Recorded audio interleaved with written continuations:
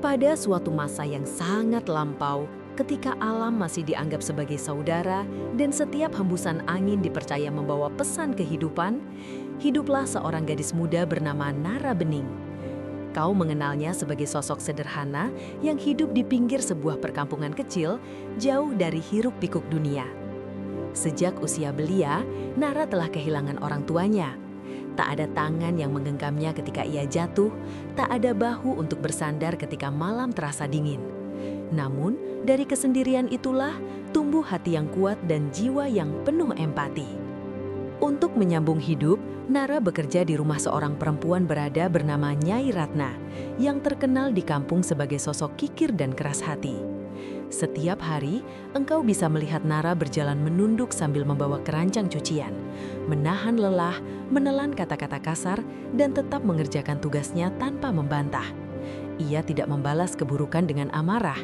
Ia memilih diam, karena ia percaya hidup akan membalas dengan caranya sendiri.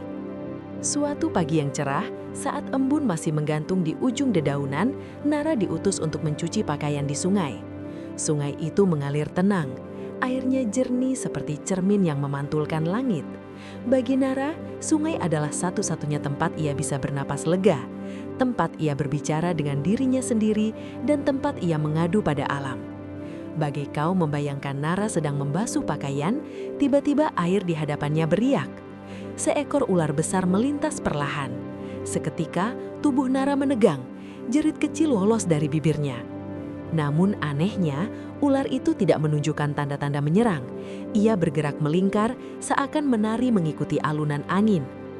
Ketika ketakutan mereda, Nara memperhatikan lebih seksama.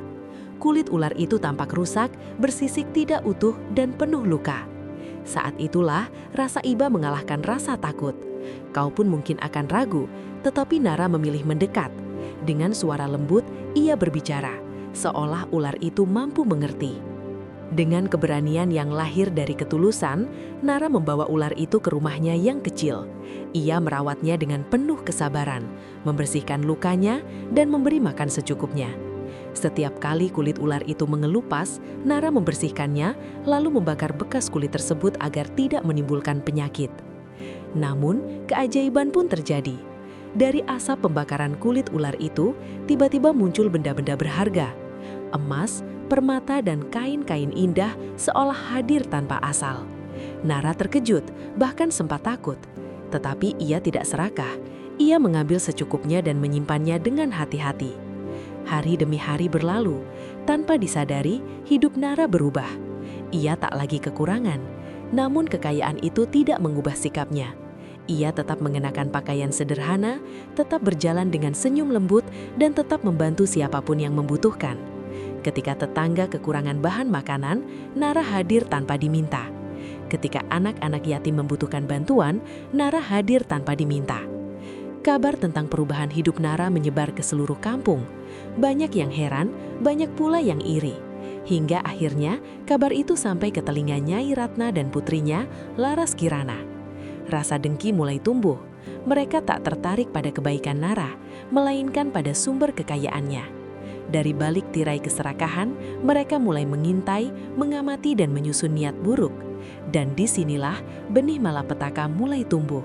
Nyai Ratna dan Laras Kirana tak mampu menerima kenyataan bahwa seorang gadis yatim piatu yang dahulu mereka rendahkan, kini hidup berkecukupan. Dalam pikiran mereka, rezeki bukanlah anugerah, melainkan sesuatu yang harus direbut. Mereka tidak ingin memahami bagaimana ketulusan Nara membawa keajaiban. Mereka hanya ingin menirunya tanpa jiwa. Dengan niat yang dipenuhi keserakahan, mereka pergi mencari ular, bukan untuk dirawat, melainkan untuk diperas manfaatnya. Setelah berhari-hari, mereka menemukan seekor ular berbisa dan membawanya pulang dengan kasar. Tak ada kata lembut, tak ada niat menolong. Yang ada hanya angan tentang harta melimpah. Sesampainya di rumah, ular itu dilepaskan begitu saja. Namun yang terjadi bukanlah keajaiban, melainkan teriakan. Ular itu menggigit Laras Kirana. Racunnya menyebar cepat. Tak ada waktu untuk menyesal, Laras Kirana meninggal dalam pelukan ibunya, meninggalkan Nyai Ratna dengan kesedihan yang tak terucap. Di saat yang sama,